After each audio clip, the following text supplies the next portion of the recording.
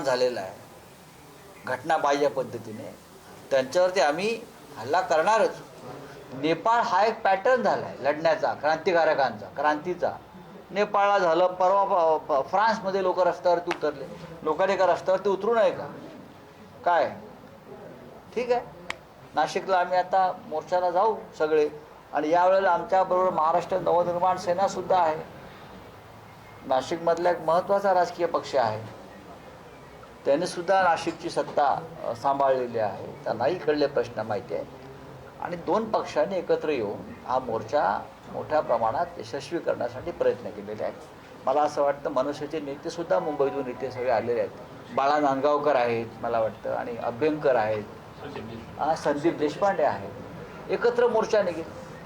दोन शिवसेना बरोबर मनसे आली आहेत, मात्र काँग्रेस आणि राष्ट्रवादी नाही. नवीन मित्र जवळ आल्यामुळे दोन नाही, असं नाही आहे. महाविकास आघाडी कायम आहे. पण नाशिक शहरामध्ये जर तुम्ही जमिनीवरची ताकद पाहाल तर ती शिवसेनेच्या बरोबरीनं महाराष्ट्र नवनिर्माण सेनेची नक्कीच आहे.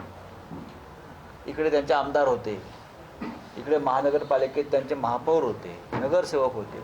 त्याच्यामुळे लोकभावना ज्या पद्धतीची आहे त्या पद्धतीनं काम करावं लागतं.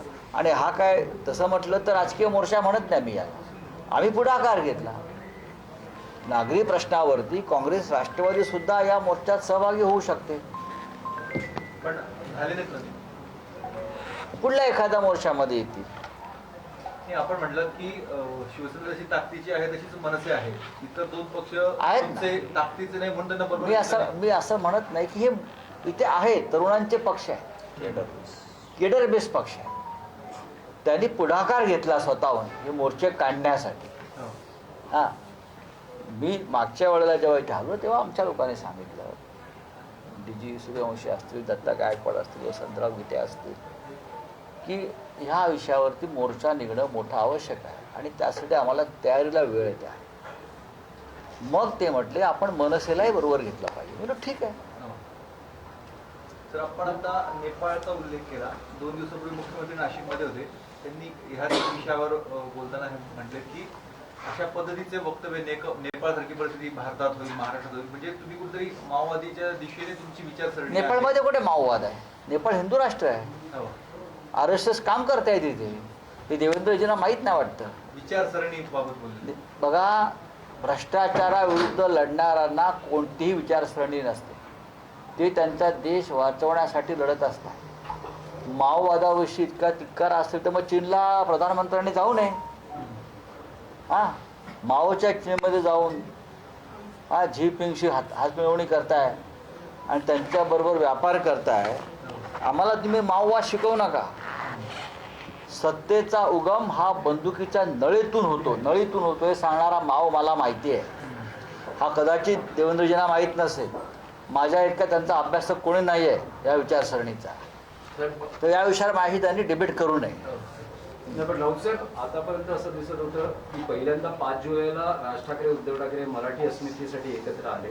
त्यानंतर नाशिकमध्ये जशी परिस्थिती होती की कार्यालयांना दोन्ही बाजूचे कार्यकर्ते भेट देत होते. आज नेते एकत्र दिसत आहेत आंदोलनात. हळूहळू ही युतीची प्रक्रिया वेग. मला असं म्हणायचं आहे, माननीय उद्धवजी आणि राजजी भेटले, कार्यकर्ते एकमेकांच्या कार्यालयात जातात, नेते एकत्र येऊन आंदोलन करतात. यात काय चुकीचं आहे का? चुकीचं नाही. लोकांच्या प्रश्नावरच करतायत ना. महाराष्ट्रासाठी चाललंय ना. महाराष्ट्राचा नेपाळ होऊ नये देवेंद्रजी म्हणून हे चाललेलं आहे. कळलं? महाराष्ट्राचा नेपाळ होऊ नये म्हणून शिवसेना आणि मनसे हे वारंवार लोकांना दिशा द्यायचा प्रयत्न करतायत. आंदोलन हे सनदशीर मार्गाने व्हायला पाहिजे. राऊतसाहेब, एक राष्ट्रीय राजकारणातला विषय होता. तुम्ही वारंवार एक उल्लेख करत होतात की माजी उपराष्ट्रपती जगदीप धनखड नेमके आहेत कुठे. तर आज त्यांचा मेणाचा पुतळा आणलेला आहे आज राष्ट्रपती भवनात लोकांना दाखवण्यासाठी. नवीन उपराष्ट्रपती जेव्हा शपथ घेतात तेव्हा मावळत्या उपराष्ट्रपतींनी उपस्थित राहणं हे आवश्यक असतं सूत्र सोपवण्यासाठी. त्याच्यामुळे आज बहुतेक ज्यांना त्यांनी लपवलं होतं त्यांच्यावरचं त्याने आज बुरखा काढून परत त्यांना उचलून तिथे आणलेलं असणार. हे आवश्यक असतं की आज नवीन उपराष्ट्रपतींनी पदग्रहण केलेलं आहे, अशा वेळेला मावळते राष्ट्रपती तिथे उपस्थित असावे लागतात. नाही, पण अखेर दर्शन झालं म्हणजे जे मग म्हटलं आता जातं दर्शन की- झालंय ते कायम राहील का पाहावं लागेल ना.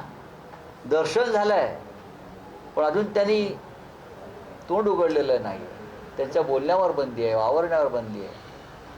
चला. साहेब, नितीन गडकरी असं म्हणतात की इथेनॉलच्या विषयावरून सोशल मीडियावर माझ्या विरुद्ध मोहीम राबवली जाते. त्यांच्याच पक्षातल्या लोकांनी राबवलेली ही मोहीम आहे, राष्ट्रीय आणि राज्य स्तरावर महाराष्ट्रात. हे मलाही माहिती आहे. त्यांना जेव्हा भाजपच्या राष्ट्रीय अध्यक्षपदाची दुसरी मुदतवाढ मिळणार होती तेव्हाही पूर्ती घोटाळा काढून काही लोकांनी त्यांना दुसरी टर्म मिळू दिली नाही आणि त्याच्यामुळेच मोदींचा राजकारणामध्ये प्रवेश झाला. आताही साधारण चित्र तेच दिसतं. पण गडकरी साहेब सुद्धा फार सक्षम आहेत. त्यांनी लढाईला उतरलं पाहिजे. पैसे देऊन तुमच्या विरुद्ध मोहिमा राबवणारे कोण आहेत? तेच लोक आहेत जे आमच्या विरुद्ध मोहिमा राबवतात. अशा पद्धतीने राहुल गांधी विरुद्ध राबवत आहेत, उद्धव ठाकरे साहेबांच्या विरुद्ध राबवत आहेत.